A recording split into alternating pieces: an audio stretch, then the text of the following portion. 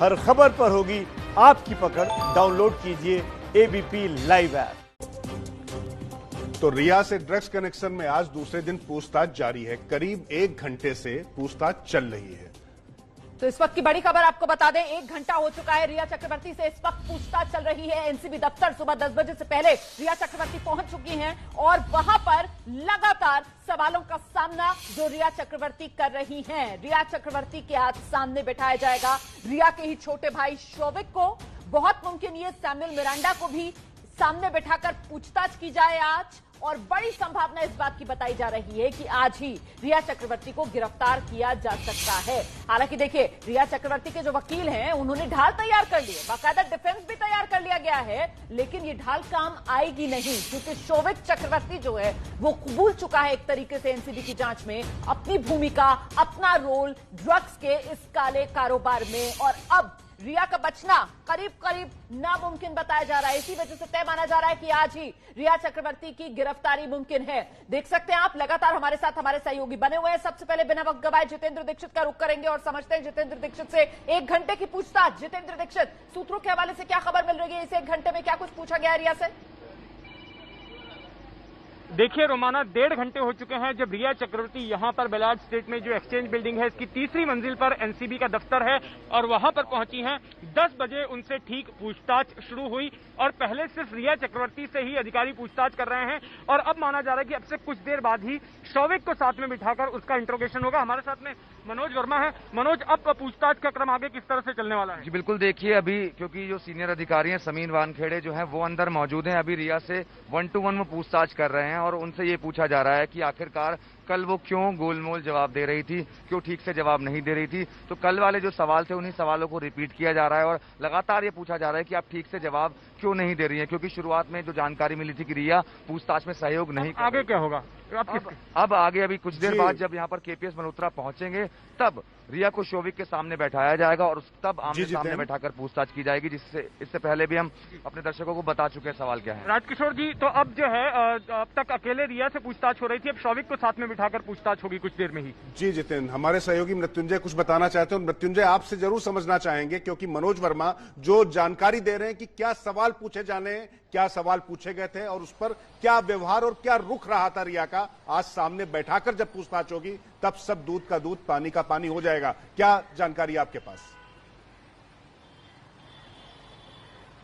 जी बिल्कुल राजकिशोर जी, मैं आपके सवाल का जवाब दूं उससे पहले मैं दर्शकों को एक अपडेट दे देता हूं। देखिए, इस केस में जो एफआईआर नंबर 16/20 है, इस 16/20 में अब तक 9 गिरफ्तारियां हुई हैं। इसमें से जो 2 लोग हैं जैद और बासित को 9 तारीख तक की एनसीबी रिमांड मिली हुई है, लेकिन चूंकि इनकी गिरफ्तारी बेलेबल धाराओं के तहत हुई है, इनके वकील ने सेशंस कोर्ट में बेल के लिए आवेदन किया है।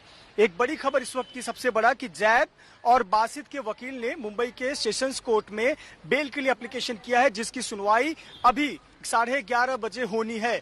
आपको बता दें कि कोरोना की वजह से पत्रकारों को या अन्य लोगों को कोर्ट में इजाजत नहीं दी गई है, लेकिन जो हमें जानकारी मिल रही है कि 11:30 बजे इसकी सुनवाई होनी है जैद की और बासित की। जैद और बासित, इनके वकील से जब हमने पूछा कि लेकिन उनको तो एनसीबी रिमांड है, उनका कहना था कि सुप्रीम कोर्ट के डायरेक्शन के मुताबिक an accused can apply for bail during NCB remand और remand also if the charges are bailable, यानी कि बेलेबल धाराएं लगाई गई है, इसलिए वो रिमांड के बावजूद वो अप्लाई कर सकते हैं।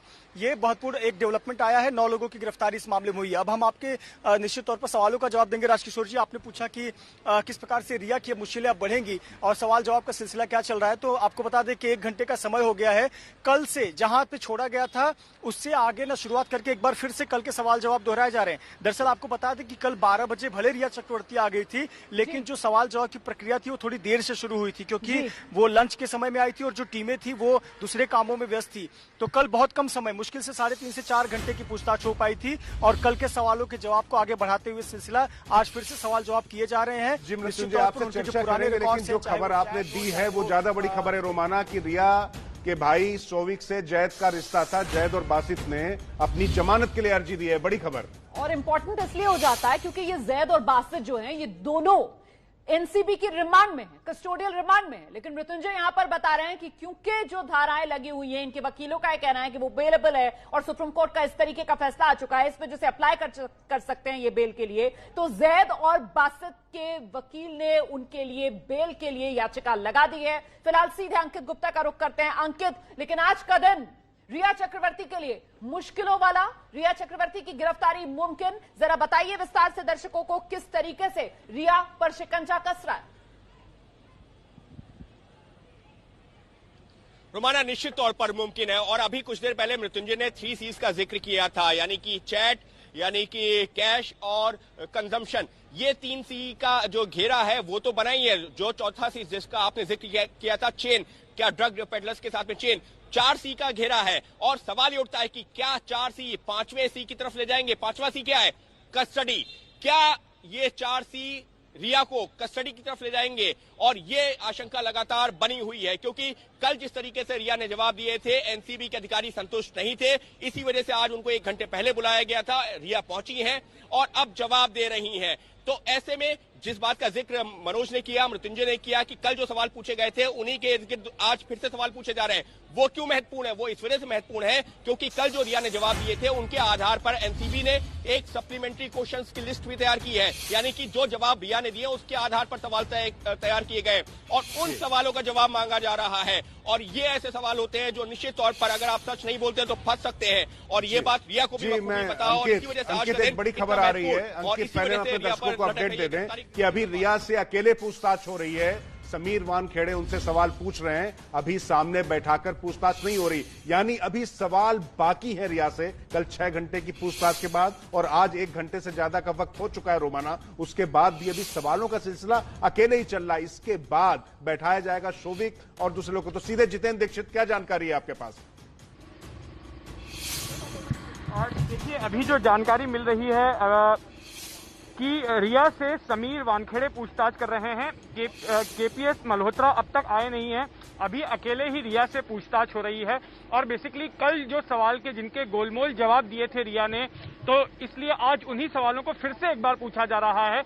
और कल कुछ डॉक्यूमेंट्स लाने को कहे गए थे जो एनसीबी ने मंगाए थे, उनसे कुछ कागजात मंगाए थे। तो अभी जानकारी मिल रही है कि रिया वो कागजात लेकर आ गई हैं और अब से कुछ देर में ही अकेले रिया से पूछताछ खत्म हो जाएगी। केपीएस मल्होत्रा पहुंचने वाले हैं।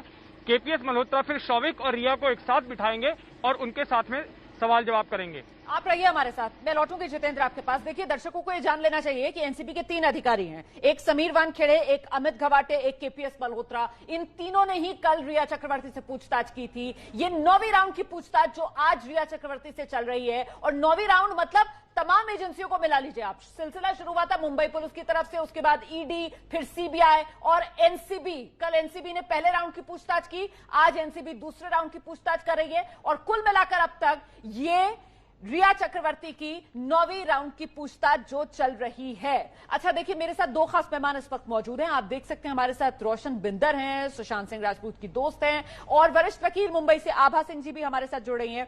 आभा जी, पहला सवाल मेरा आपसे है, जिस तरीके से एनसीबी के अधिकारियों की तरफ से कहा गया था कि साहब लॉजिकल प्रोसेशन इस मामले में यही होगा कि अब रिया चक्रवर्ती को बुलाया जाएगा और आमने सामने बिठाकर शौविक, सैमुअल मिरांडा के पूछताछ की जाएगी। मैं आपसे जानना चाहती हूं कि अब वो स्टेज तो आ गई है, यहां से लॉजिकल प्रोसेशन क्या है? रिया चक्रवर्ती की गिरफ्तारी, पहली बात जो इन्होंने रेड करी रिया चक्रवर्ती के घर में, उसकी सर्च लिस्ट में इनको क्या मिला, इनको ड्रग मिले कि नहीं मिले, क्योंकि एनडीपीएस एक्ट में 2 चीजें बहुत अहम होती है। पहला कि ब्लड टेस्ट, जिससे आप और दूसरी बात होती है कि आपके पास पोजेशन में ड्रग मिली, दोनों चीज ना है। तो अब एनसीबी के पास बहुत बड़ा धर्म संकट है। जब तक वो सिर्फ इन चैट्स के बेसिस पे क्रिमिनल कॉन्स्पिरेसी जब तक प्रूव नहीं कर देते कि रिया ड्रग्स के स्कैंडल में थी, ड्रग्स मंगवा रही थी, उनका रोल नहीं था, तब तक रिया को अरेस्ट एनसीबी नहीं कर सकती। नहीं, लेकिन शौविक की भी गिरफ्तारी हुई है ना। एनसीबी ने शौविक की भी तो गिरफ्तारी की थी। शौविक के पास से भी कहां ड्रग्स मिले थे, जो आधार आपने बताए अभी? बाहर निकाल। आभा जी, आपसे ही पूछ रही हूँ। जी, क्या पूछ रही है? दोबारा प्रश्न मैं ये पूछ रही हूँ कि आपने जो कहा कि या तो ड्रग्स मिले हो, पास से पोजेशन रहा हो, तो वो तो शौविक की भी गिरफ्तारी हुई है, उसके पास से भी ऐसी तो कोई खबर नहीं आई कि ड्रग्स मिले। फिर बिल्कुल एक गिरफ्तारी करी है। अब एनसीबी को इसको पुख्ता सबूत देने पड़ेंगे, नहीं तो कोर्ट में केस आएगा, खत्म हो जाएगा। और सिर्फ चैट पे, कल मैं चैट पे लिख सकती हूँ कि वो 100 करोड़ का फ्लैट मैंने कितने का रेट में मिल रहा है, तो इसका मतलब ये तो नहीं कि वो 100 करोड़ का फ्लैट मैंने खरीद लिया। मैं आपको एक वकील के तहत तरीके बता रही हूँ कि केस कैसे चलेगा। तो अगर जब तक ये प्रूव नहीं कर देते, क्योंकि ये रिया कहेंगी कि सुशांत लेता था ड्रग्स, रिया ड्रग्स नहीं लेती थी, और रिया को आप ड्रग्स कैसे प्रूव करेंगे अगर उनके ब्लड टेस्ट में ड्रग्स नहीं आ रहा, उनके घर में ड्रग्स नहीं मिल रहा, और अगर वो ड्रग्स सुशांत के लिए बुलाए गए थे तो एनसीबी को प्रूव करना पड़ेगा कि वो रिया के लिए आए थे। आभा जी, जो बुनियादी बात आप बता रही हैं कि वहां पर ड्रग्स का मिलना जरूरी था, उसके बाद भी आप शोविक की जो गिरफ्तारी हुई, एक तरीके से आप उस पर सवाल खड़ा कर रही हैं। एनसीबी जिसका ये काम है, जिसको इसके तह तक पहुंचना है, क्या उसको ये मामूली सी बात पता नहीं होगी? अगर उसने कोई गिरफ्तारी की है तो कुछ साक्ष्य होंगे और वो उसको सबूत दे सकती होगी कोर्ट को, तभी तो उसने किया होगा। वरना इस तरीके से कैसे, मतलब आप सीधे सीधे एनसीबी की कार्रवाई पर सवाल उठा रही हैं। देखिए, ये जो कितनी बार होता है, ये लोग अरेस्ट करते हैं और कोर्ट से तुरंत जमानत हो जाती है, बेल हो जाती है। इसमें मैजिस्ट्रेट ने इनको कस्टडी दी है 9 तारीख तक, क्योंकि ये ड्रग्स का जो ईडी ने इनको फैक्ट दिए थे कि इन्होंने ड्रग्स ऑर्डर करी थी। तो अब एनसीबी जब तक इसको प्रूव करके कोर्ट में सही सबूत के साथ नहीं लाएगी, इसीलिए मैं कह रही हूँ रिया को अभी अरेस्ट नहीं कर पा रही है एनसीबी, क्योंकि रिया के पास उनको कोई सबूत नहीं मिले हैं। अगर उनके सीबीआर से मिला है कि शौविक गया है ड्रग्स लेने, आभा जी, रोमाना ने जो सवाल आपसे पूछा, आभा जी, रोमाना ने जो सवाल आपसे पूछा, वो सवाल तो यही था ना कि भाई शौविक के पास भी ड्रग्स नहीं मिले थे, लेकिन एक चेन मिली, चैट मिला, और जिसमें यह प्रूफ होता हुआ दिखाई पड़ रहा है कि किस तरीके से एक पूरा संगठन है, कैसे इसका कारोबार चलता रहा। तो उसके आधार पर शौविक की गिरफ्तारी हुई, तो रिया की क्यों नहीं? नहीं, क्योंकि रिया के शौविक के सीडीआर कॉल्स मिले होंगे कि उस एरिया में शौविक गए थे, उन्होंने फिजिकली पोजेशन लिया होगा। रिया का कहीं पे नहीं आता है कि रिया के प्रूव करना पड़ेगा आपको कि रिया गई थी, उन्होंने ड्रग लिए, उनके हाथ में दिए गए। तो जब तक आप वो प्रूव नहीं करेंगे, आप कैसे अरेस्ट कर लेंगे? ठीक है, मुझे लगता है हमें जल्दी से रोशन महिंदर जी से एक प्रतिक्रिया लेनी चाहिए। रोशन जी, आप सुन रहे हैं जो बात यहाँ पर वरिष्ठ वकील आभा सिंह कह रही हैं। आपको क्या लगता है कि रिया के खिलाफ पुख्ता सबूत नहीं और इसी वजह से अब तक रिया की गिरफ्तारी नहीं हुई है? जी नहीं, ऐसा बिल्कुल भी नहीं है। ऐसा अगर होता तो इस वक्त उसको बुलाया भी नहीं। वैसे तो उसने अपनी इस हर बात को डिनाई ही किया था इससे पहले, है ना। और अगर ये जो कह रही है कि शौविक के खिलाफ भी सबूत नहीं है, शौविक भी तो नहीं किया था, लेकिन कोर्ट ने रिमांड तो दी है ना। वक्त लगता है सबूतों को निकालने में, वक्त लगता है सबूतों को इकट्ठा करने में, लेकिन ये बात ही अपने आप में है कि उस चैट कन्वर्सेशन में वो खुद मांग रही है, वो खुद ही मांग रही है ड्रग, वो खुद ही उसकी डिस्क्रिप्शन ले रही है, उसके पूरे इंस्ट्रक्शंस ले रही है। तो दैट इज बस ऑब्वियस ना, इनडायरेक्ट नहीं है वो। ये नहीं है, यहाँ पे आप ये नहीं बोल सकते कि सुशांत ले रहा था, क्योंकि सुशांत मांग नहीं रहा है, लेकिन रिया तो मांग रही है। तो ये तो डायरेक्ट मांगने से गुनाह तो डिनायल की बात ठीक है रोशन जी, आप जो बात कर रही है, रोशन जी आप जो बात कर रही है, जरा सा आभा जी का जवाब सुनिए, उसके बाद आपके पास लौटूंगी। आइए आभा जी। जी, हक में उसने पेमेंट किया, वो कॉन्ट्रैक्ट कंप्लीट हुआ, ड्रग्स ऑर्डर हुई, ड्रग्स आई, उससे उसका पेमेंट दिया। जब तक एनसीबी ये प्रूव नहीं कर सकती, तब तक वो रिया को नहीं अरेस्ट कर सकती। आभा जी, वो ड्रग्स की डील की बात कर रही है ना व्हाट्सएप पे, नहीं तो ड्रग्स की बात कर रही है, वो लीगल चीज की बात कर रही है। आप ये कह रहे हो धमकी दूं कि मुझे 100 करोड़ का फ्लैट दो, अगर मैं बोला फ्लैट के बारे में, तो फ्लैट खरीदना,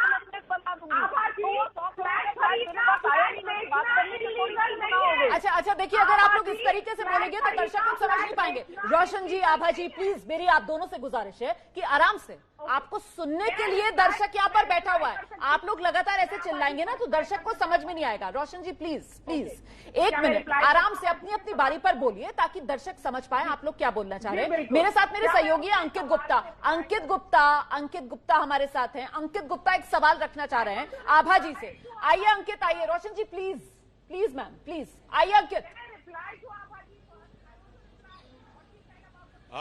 रोमाना, आभा जी कह रही हैं कि रिया का कोई रोल निकल के सामने नहीं आएगा, शौविक का हो सकता है सीडीआर मिला हो, लेकिन आभा जी से सवाल है कि अगर एनसीबी की जांच में ये निकल के आता है कि शौविक को जो पैसा ड्रग खरीदने के लिए मिलता था वो वाया रिया मिलता था, तो क्या वो लिंक स्टैब्लिश नहीं होता कानूनी? क्योंकि मैं जितना कानून समझता हूं, अगर वो एक जो है लिंक स्टैब्लिश होता है तो वहां पर वो एक पुख्ता आधार बनता है किसी भी मामले में। और इसमें भी जो धाराएं लगी हुई हैं वो उसमें कॉन्स्पिरेसी वाली धारा भी है। तो क्या अगर ये साबित होता है कि पैसा ड्रग खरीदने का रिया के थ्रू आता है तो क्या वो अपराध नहीं है? और अगर ये आता है कि वो पैसा सुशांत ने दिया, रोकना चाहूंगी आपको। इस वक्त की बड़ी खबर आ रही है, आभा जी मैं आपके पास आऊंगी, आप जवाब दे दीजिएगा। बड़ी खबर इस वक्त की ये है कि कंगना रनौत उन्हें वाई श्रेणी की सुरक्षा दी गई है। इस वक्त की बड़ी खबर, कंगना रनौत को गृह मंत्रालय से सुरक्षा मिली है, वाई कैटेगरी की सुरक्षा दी गई है कंगना रनौत को। और कंगना रनौत के लिए इस सुरक्षा की मांग बाकायदा हिमाचल प्रदेश सरकार की तरफ से की गई। बिल्कुल, इस बड़ी खबर पर हमारे सहयोगी ओम प्रकाश तिवारी जुड़ गए हैं। ओम प्रकाश, क्या अपडेट है? देखिए राजकिशोर जी, केंद्रीय गृह मंत्रालय के निर्देश पर कंगना रावत को Y+ की सुरक्षा प्रदान की गई है। यानी साफ तौर पर अब कंगना रावत भारत में कहीं भी रहेंगी, उनको Y+ की सुरक्षा संबंधित सरकार द्वारा, राज्य सरकार द्वारा जहां पर वो रहेंगी वो प्रदान करेगी। Y+ सुरक्षा के तहत उनके घर पर और उनके साथ सिक्योरिटी अधिकारी 24 घंटे मौजूद रहेंगे। राजकिशोर जी, आप बता रहे हैं कि Y+ कैटेगरी की सुरक्षा दी गई है, प्लीज इसको क्लियर कीजिए। बिल्कुल, Y+, मैं आपको सिक्योरिटी बता दूं, X, Y+, Z+, उसमें से Y+ सुरक्षा कैटेगरी इनको दी गई है। 24 घंटे इनके घर पर और इनके साथ सुरक्षाकर्मी मौजूद रहेंगे। ये जिस भी राज्य में मौजूद रहेंगी, वहाँ की राज्य सरकार की जिम्मेदारी होगी कि इनको Y+ की सुरक्षा प्रदान करे। इनकी गाड़ी में भी सिक्योरिटी अफसर मौजूद रहेगा, ये जहाँ भी जाएंगी वहाँ भी सिक्योरिटी अफसर रहेंगे। पर ओम प्रकाश, यहाँ पर सवाल ये है कि जिस तरीके से महाराष्ट्र सरकार के ताकतवर नेता हैं संजय राउत, आप कह रहे हैं कि राज्य की सरकारी सुरक्षा मुहैया कराएगी, तो सुरक्षा भी दो तरीके से होती है। कई बार MHA खुद जो है केंद्रीय सुरक्षा बलों को भी लगाता है, आप कह रहे हैं कि राज्य सरकारें ही देंगी। तो ऐसी परिस्थिति में कंगना रनौत को तो खतरा राज्य सरकार से ही उन्होंने अपने आप को बताया, और जो हिमाचल से जो मांग की गई वो तो इसी तरीके से मांगी गई, तो इससे फायदा क्या होगा? राजकिशोर जी, जो सिक्योरिटी जिस आदमी को प्रोटेक्ट की जाती है, मान लीजिए किसी को Z+ सिक्योरिटी प्रोटेक्ट है तो दिल्ली पुलिस से, दिल्ली में वो आदमी रह रहा है, लेकिन वो आदमी दिल्ली से बंबई जाता है तो संबंधित सरकार की जिम्मेदारी हो जाती है कि वहाँ पर उसको Z+ का सिक्योरिटी कवर प्रदान कराए। हालांकि इस मामले में अगर केंद्र सरकार चाहती है तो संबंधित आदमी को BSF, CRPF या किसी दूसरे केंद्रीय सैनिक बल के द्वारा भी सुरक्षा दे सकती है। लेकिन चूंकि केंद्रीय गृह मंत्रालय के द्वारा यदि किसी को सुरक्षा दिए जाने का निर्देश दिया जाता है तो संबंधित राज्य की भी ये जिम्मेदारी आ जाती है कि उसको उस कैटेगरी की सुरक्षा प्रदान कराई जाए। क्योंकि एक आदमी यदि दिल्ली में है, अगर बंबई जाता है, उसके साथ 15 सिक्योरिटी वाले रहते हैं, तो 15 सिक्योरिटी वाले उसके साथ जहाज में सफर नहीं कर सकते, लिहाजा वहाँ की यूनियन उसको सिक्योरिटी देती है। बहुत बहुत धन्यवाद ओम प्रकाश तिवारी इस तमाम जानकारी के लिए। कंगना रनौत को Y+ कैटेगरी की सुरक्षा देने का फैसला गृह मंत्रालय की तरफ से लिया गया है। और अब तक की सबसे बड़ी खबर जो आज की, कंगना रनौत को Y+ सुरक्षा जो मिली है, उस पर कंगना ने गृह मंत्री अमित शाह को धन्यवाद अदा किया है, और उन्होंने ट्वीट कर यह धन्यवाद अदा किया और कहा है कि एक भारत की बेटी का उन्होंने सम्मान रखा। उन्होंने कहा कि यह प्रमाण है कि अब किसी देशभक्त की आवाज को कोई फांसीवादी नहीं कुचल सकेगा। मैं अमित शाह जी की आभारी हूं, वो चाहते तो हालातों के चलते मुझे कुछ दिन बाद मुंबई जाने की सलाह देते, मगर उन्होंने भारत की एक बेटी के वचनों का मान रखा, हमारे स्वाभिमान और आत्मसम्मान की लाज रखी। जय हिंद। तो कंगना रनौत के तेवर रोमाना लगातार इसी तरीके से आक्रामक रहे हैं। संजय राउत के साथ किस तरीके से उनका द्वंद्व चल रहा है, वाक युद्ध चल रहा है, तो सीधे रुख कर लेते हैं जितेंद्र दीक्षित। जितेंद्र, कुल मिला के महाराष्ट्र में ये ड्रामा बड़ा होने जा रहा है, जो पहले पर्दे से बाहर ये नाटकीयता अब बढ़ने वाली है राजनीति में। देखिए, महाराष्ट्र में ये ड्रामा बड़ा हो सकता है बशर्ते शिवसेना अब इस मामले में कितना इंटरेस्ट दिखाती है। दरअसल जब अब से 2 दिनों पहले की मैं बात करूं तो शिवसेना जो है कंगना रनौत के मुद्दे को लेकर काफी आक्रामक हो गई थी। जगह जगह पर प्रदर्शन किए गए थे और कंगना रनौत के पुतले जलाए गए थे। लेकिन अब जो जानकारी आ रही है कि शिवसेना में आपस में ही अब 2 राय बन रही है कि कंगना रनौत को ज्यादा तरजीह देनी चाहिए या नहीं देनी चाहिए, या फिर कंगना रनौत जो भी ट्वीट्स कर रही हैं, जो भी बयानबाजी कर रही हैं, उसको इग्नोर करना चाहिए। क्योंकि जो सूत्र बता रहे हैं, उद्धव ठाकरे इस मामले में ज्यादा आक्रामक होने के पक्ष में नहीं है। हालांकि कुछ लोगों का यह भी कहना है कि शिवसेना मुंबई जैसी पार्टी, मुंबई जैसे शहर में शिवसेना जैसी पार्टी के खिलाफ कोई बोलता है तो शिवसेना को पलटवार करना ही चाहिए, शिवसेना को अपनी स्टाइल में उसका जवाब देना चाहिए। तो इस वक्त शिवसेना जो है अपनी रणनीति तय कर रही है कि कंगना रनौत जब 9 तारीख को आती हैं तो उस स्थिति में शिवसेना का क्या रुख होगा।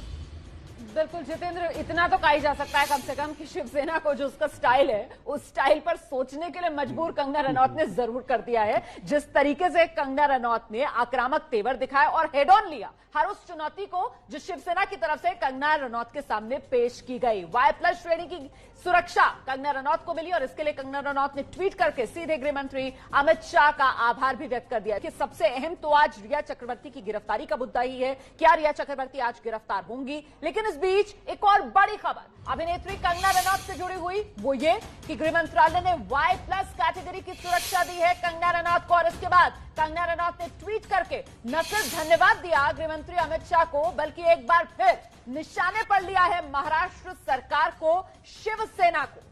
बड़े ही चिढ़ाने वाले अंदाज में कंगना रनौत की तरफ से ट्वीट किया गया और लिखा गया है कि अब किसी देशभक्त को कोई फांसीवादी दबा नहीं सकता है, देशभक्त की आवाज को कोई नहीं कुचल सकेगा। देखिए किस तरीके से अपने ट्वीट के जरिए एक बार फिर कंगना रनौत निशाना साध रही हैं शिवसेना पर। राजकिशोर, बिल्कुल रोमाना, ऐसा लगता है कि उन्होंने जो मणिकर्णिका जो फिल्म जो उससे पहले मुझे लगता है हमें ये ट्वीट बताना चाहिए। कंगना रनौत का वो ट्वीट है, ये प्रमाण है कि अब किसी देशभक्त आवाज को कोई फांसीवादी नहीं कुचल सकेगा।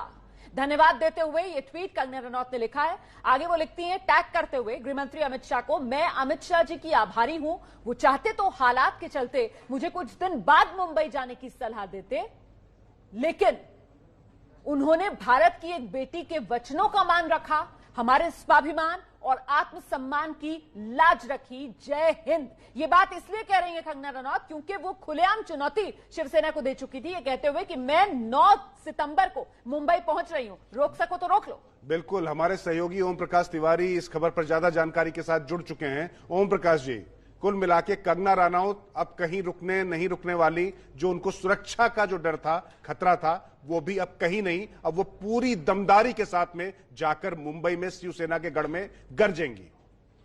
राजकिशोर जी, मैं आपको सबसे पहले मैं आपको बता दूं कि केंद्रीय गृह मंत्रालय के सूत्रों के मुताबिक जो वर्तमान हालात चल रहे थे कंगना रावत के, उसको लेकर केंद्रीय खुफिया एजेंसियों ने एक आकलन किया था और केंद्रीय खुफिया एजेंसियों ने अपनी रिपोर्ट में गृह मंत्रालय को साफ तौर पर कहा था कि कंगना रावत की जान को खतरा पैदा हो सकता है, उनकी सुरक्षा को खतरा पैदा हो सकता है, ऐसे में उन्हें सुरक्षा प्रदान की जाए। केंद्रीय खुफिया एजेंसी की इस रिपोर्ट के आधार पर केंद्रीय गृह मंत्रालय ने उन्हें Y+ सिक्योरिटी देने का निर्णय लिया और अब 1 दर्जन से ज्यादा सुरक्षाकर्मी उनकी सुरक्षा में तैनात रहेंगे, घर में भी और बाहर भी। यानी कि कंगना रावत फ्री है तो कहीं भी रोक-टोक बेखौफ जा सकती है। आप ये बता रहे हैं कि खुफिया एजेंसी के आकलन के बाद ये Y+ कैटेगरी की सुरक्षा जो कंगना रनौत को मिली है? बिल्कुल, मैं यही बता रहा हूँ रोमाना। गृह मंत्रालय के सूत्रों के मुताबिक जो वर्तमान हालात चल रहे थे उसमें केंद्रीय खुफिया एजेंसियों ने एक रिपोर्ट केंद्रीय गृह मंत्रालय को दी थी, जिसमें साफ तौर पर कहा गया था कि कंगना रावत की सुरक्षा को खतरा हो सकता है, उनकी जान को भी खतरा हो सकता है। ऐसे में उनको सिक्योरिटी प्रदान किए जाने की संस्तुति की गई थी केंद्रीय खुफिया विभाग की रिपोर्ट में और उसके बाद गृह मंत्रालय ने रिपोर्ट मानते हुए उन्हें सुरक्षा दी है। जी ओम प्रकाश जी, बहुत बहुत धन्यवाद इस जानकारी के लिए। हमारे साथ में राम कदम जी जुड़ चुके हैं। राम कदम जी, इस फैसले का क्या मतलब? अब कंगना नहीं डरेंगी, वो तो ठीक है, और साथ साथ वो शिवसेना को फांसीवादी कह रही हैं, क्या कहना चाहेंगे आप?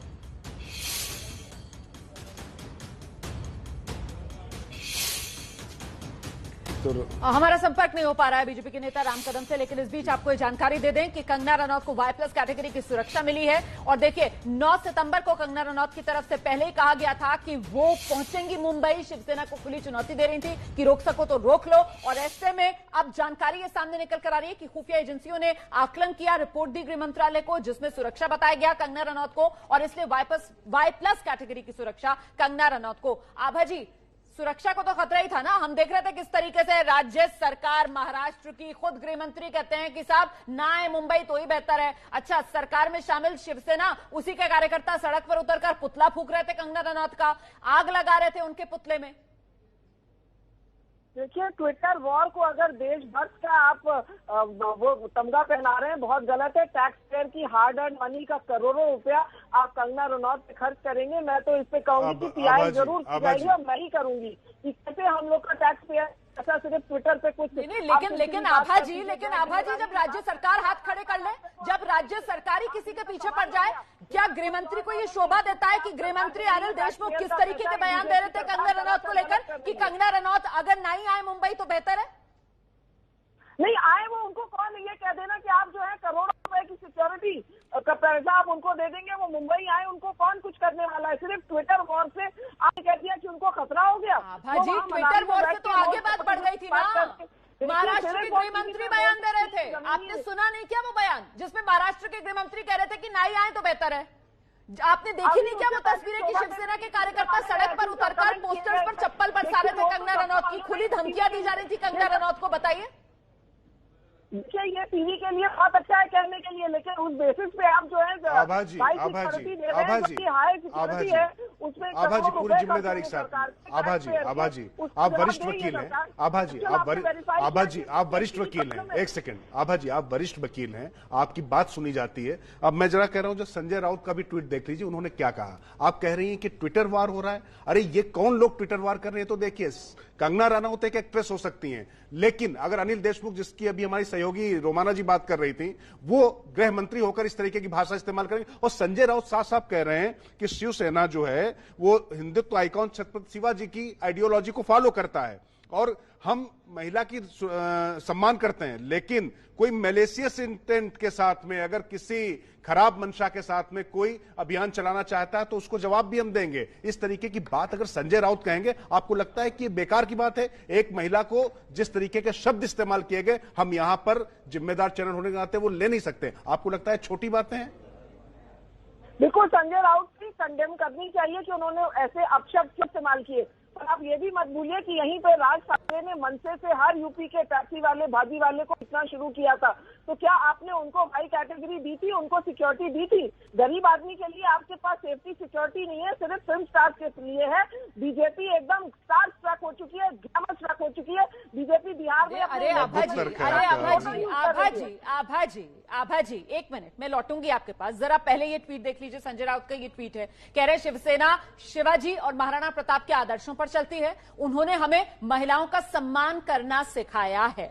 आगे अपने इस ट्वीट में वो लिखते हैं कि भाई जिन्होंने मुंबई का अपमान किया, हमारी मुंबा देवी का अपमान किया, उनके खिलाफ तो शिवसेना मोर्चा लेती रहेगी। ये ट्वीट संजय राउत का, ये देखिए, इसमें उन्होंने लिखा है साफ तौर पर, but some with malicious intent are spreading misinformation that Shiv Sena has insulted women।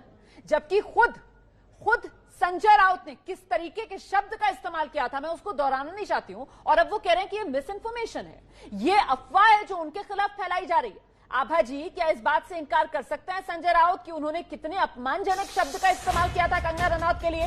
क्या महाराष्ट्र सरकार अपनी जिम्मेदारी से पल्ला झाड़ सकती है कि गृह मंत्री जो है सरकार के, वो कहते हैं कि नहीं आए तो बेहतर है कंगना रनौत? बताइए मुझे। तो कोई रोक नहीं सकता, देश में संविधान चलता है, और अपमानजनक शब्द के लिए कंगना जी डेफेमेशन का केस फाइल कर सकती है, और कई लोग उनके लिए फ्री में केस लड़ेंगे। हम उनके साथ सहानुभूति रखते हैं, लेकिन उसमें वाई कैटेगरी सिक्योरिटी दे देना, करोड़ों रुपए टैक्स पेयर के बर्बाद करना, ये जो है एक सिर्फ जो है मैं कहूंगी कि बर्बादी है पैसे की, और ये गलत है, क्योंकि किसी ने कुछ किया नहीं अभी तक। सिर्फ वो मनाली में बैठ के वहां से कमेंट कर रही है, वो सुशांत सिंह केस में स्टेटमेंट देने भी नहीं आई, वहां से वो बोलती रही कि सुशांत की वो खास है, लेकिन ना वो सुप्रीम कोर्ट पहुंची, ना वो मुंबई आई स्टेटमेंट देने। कंगना रनौत सिर्फ बिना सब्सटेंस के बोलने में माहिर है। चलिए आभा जी, बिना सब्सटेंस के कंगना रनौत आप कह रहे हैं कि बोलने में माहिर हैं, लेकिन मुझे एक बात बताइए, जब वो जिंदा रहेंगी तब तो केस लड़ पाएंगी? जिस तरीके से उनकी तस्वीरों पर चप्पलें चलाई जा रही हैं, जिस तरीके से उनकी तस्वीरें जलाई जा रही हैं, आपको लगता है कि ये लोकतंत्र की बहुत खूबसूरत तस्वीर है? आपको लगता है कि एक महिला के लिए इस तरीके के शब्द इस्तेमाल किए जाते हैं, और आप एक महिला हैं, उसके बाद भी आप इस तरीके से उनको डिफेंड करने की कोशिश कर रही हैं? आपको लगता है ठीक है? देखिए, ये जो है ये राजनीति है, ये सिर्फ राजनीति है, और इसमें जो है सरकारों के आपस के बीजेपी वर्सेस शिवसेना का झगड़ा है। और आप पकड़िए, मैं कह रही हूँ ना, राज ठाकरे ने इतने टैक्सी वाले, भाजी वालों को पीटा, आपने उनको सेफ्टी दी, आपने उनको कैटेगरी, कितने उत्तर भारतीयों को आपने दे दी जिनको शिवसेना या मुंह काला करती है, आपने कभी तो दिया? क्या कहना चाह रही हैं आप? ये कह रही हैं क्या कि कंगना रनौत बीजेपी का मोहरा है? आप ये कह रही हैं कि अब कंगना रनौत को ढाल बनाकर बीजेपी शिवसेना पर ये आक्रामक हो रही है? बिल्कुल, वो उनकी पार्टी स्पोक्सपर्सन हुई है बीजेपी की कंगना रनौत। ठीक है, ठीक है, ठीक है। ये बड़ा आरोप जो लगा रही हैं आभा सिंह, कह रही हैं कि ये अनअपॉइंटेड प्रवक्ता बन रही हैं बीजेपी की कंगना रनौत, लेकिन इससे पहले कंगना रनौत और संजय राउत, इन दोनों के बीच किस तरीके की बयानबाजी तेज हुई है, तीखी हुई है, मुझे लगता है जरा सुनना चाहिए आपको। संजय राउत जी, आपने मुझे कहा कि मैं एक हरामखोर लड़की हूं। आप एक सरकारी मुलाजिम, एक मंत्री, आप तो जानते ही होंगे कि इस देश में हर दिन नहीं, हर घंटे कितनी लड़कियों के बलात्कार हो रहे हैं, कितनी लड़कियों का शोषण किया जा रहा है, उनकी बॉडीज काट के ऐसे डाल के फेंक दी जा रही है, उनकी काम की जगहों पे उनको गालियां दी जा रही है, उनका अपमान किया जा रहा है, उनके खुद के पति उनके कान, नाक, मुंह, कान, जबड़े तोड़ रहे हैं। और आपको पता है इसका जिम्मेदार कौन है? इसका जिम्मेदार है ये जो मानसिकता आपने, जिसका भौंडा प्रदर्शन पूरे समाज के सामने, पूरे देश के सामने किया है, वो मानसिकता इसकी जिम्मेदार है। और इस देश की बेटियां आपको माफ नहीं करेगी संजय जी। आपने उन सब महिलाओं का शोषण करने वालों को सशक्तिकरण किया है, इस देश की बेटियां आपको माफ नहीं करेंगी। जब आमिर खान जी ने कहा था मुझे इस देश में डर लगता है, तब उनको किसी ने हरामखोर नहीं कहा, या जब नसीरुद्दीन शाह जी ने कहा था तब उनको किसी ने हरामखोर नहीं कहा। जो मुंबई पुलिस की मैं तारीफ करते हुए नहीं थकती थी, आप देख लीजिए मेरे पुराने कोई भी इंटरव्यूज, आज जब वो पालघर की लिंचिंग में साधुओं को के सामने वो कुछ नहीं करते हैं, खड़े रहते हैं, या एक लाचार बात जैसे कि सुशांत के पिताजी उनकी एफआईआर नहीं लेते हैं, मेरी स्टेटमेंट नहीं लेते हैं, तो इस प्रशासन के चलते हुए अगर मैं उनकी निंदा करती हूं, ये मेरी अभिव्यक्ति की आजादी है, मैं उनकी निंदा करती हूं। संजय जी, मैं आपकी निंदा करती हूं, आप महाराष्ट्र नहीं हैं, आप ये नहीं कह सकते कि मैंने महाराष्ट्र की निंदा की। और संजय जी, मैं 9 सितंबर को आ रही हूं, आपके लोग कह रहे हैं कि आप लोग मेरा जबड़ा तोड़ देंगे, आप लोग मुझे मार डालेंगे। आप लोग मुझे मारिए, क्यों? क्योंकि इस देश की जो मिट्टी है वो ऐसे ही खून से सींच कर इस देश की जो गरिमा है और अस्मिता के लिए न जाने कितने लोगों ने अपनी जान दी है। और हम भी देंगे संजय जी, हम भी देंगे, क्योंकि हमको भी वो कर्ज निभाना है। मिलते हैं 9 सितंबर को। जय हिंद, जय महाराष्ट्र। और सीधे रुख करते हैं, मेरे साथ इस वक्त कांग्रेस के नेता अखिलेश प्रताप सिंह मौजूद हैं। अखिलेश जी, ऐसा भी पहली बार ही हो रहा होगा सर कि मतलब राज्य सरकार की वजह से डर और केंद्र सरकार Y+ कैटेगरी की सुरक्षा दे, यही हो रहा है कंगना के मामले में? देखिए, जिसकी प्रवक्तागिरी में पूरी केंद्र की सरकार लगी हो, उसे अगर कोई सिक्योरिटी दे दी गई तो कौन सी बड़ी चीज दे दी गई? ये कौन सा आश्चर्य की बात है? पूरी बीजेपी जिसकी प्रवक्तागिरी में लगी हो और सरकार का नहीं सर, दूसरा एंगल तो ये भी है ना कि पूरी महाराष्ट्र सरकार जिसके पीछे पड़ी हो, महाराष्ट्र सरकार का गृहमंत्री जिसे कह रहा हो कि बेहतर है तुम आओ ही मत मुंबई, उसको तो फिर सुरक्षा दी जाएगी ना सर? यही सवाल पूछा मैंने आपसे। वो क्या बोल रहे हैं, ये क्या बोल रहे हैं, सरकारें जाने, सुरक्षा देना है वो जाने, लेकिन क्या इस उत्तर प्रदेश या देश में जितनी माँ बहन और लोगों की सुरक्षा की आवश्यकता है, क्या सरकार? ठीक है अखिलेश जी, कुल मिला के आपकी जो विवशता हम समझ सकते हैं, क्योंकि किस तरीके से आप वहां पर शिवसेना के साथ में हैं और आप उनका बचाव करते हुए दिखाई पड़ रहे हैं एक महिला के मुद्दे पर भी। शुरुआत करते हैं बड़ी खबर से। आतंकवादी संगठन बब्बर खालसा के 2 आतंकवादी दिल्ली में गिरफ्तार। इनके नाम भूपेंद्र उर्फ दिलावर सिंह तथा कुलवंत सिंह बताए गए हैं। अच्छा देखिए, जानकारी मिल रही है कि दिल्ली और पंजाब के कई नेता इन दोनों के टारगेट पर थे। इनके पास से 6 पिस्तौल, कई गोलियां बरामद की गई हैं। दोनों को दिल्ली पुलिस की स्पेशल सेल ने आमने सामने की गोलीबारी होने के बाद गिरफ्तार किया है और इनके पास से हथियार, गोला बारूद बरामद किया गया है। बड़ी कामयाबी है जांच एजेंसी के लिए। तो कंगना मुंबई आने को लेकर ललकार रही हैं, तो संजय राउत कंगना से माफी मांगने की मांग कर रहे हैं। कल संजय राउत ने कंगना को लेकर क्या कहा था वो भी सुन लेते हैं। अगर वो लड़की माफी मांगेगी महाराष्ट्र की तो मैं सोचूंगा। वो लड़की अगर मुंबई को मिनी पाकिस्तान बोलती है, क्या वो उसकी हिम्मत है अहमदाबाद को मिनी पाकिस्तान बोलने की?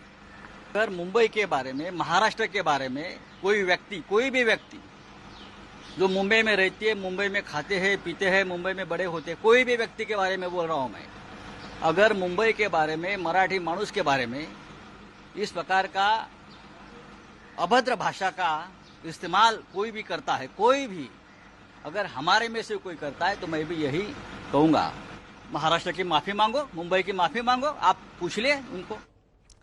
तो महाराष्ट्र सरकार ने एक तरीके से मोर्चा खोला हुआ था कंगना रनौत के खिलाफ और अब गृह मंत्रालय से कंगना रनौत को Y+ कैटेगरी की सुरक्षा मिल गई है। फिलहाल मुझे और राजकिशोर को एबीपी रिपोर्टर में इजाजत दीजिए।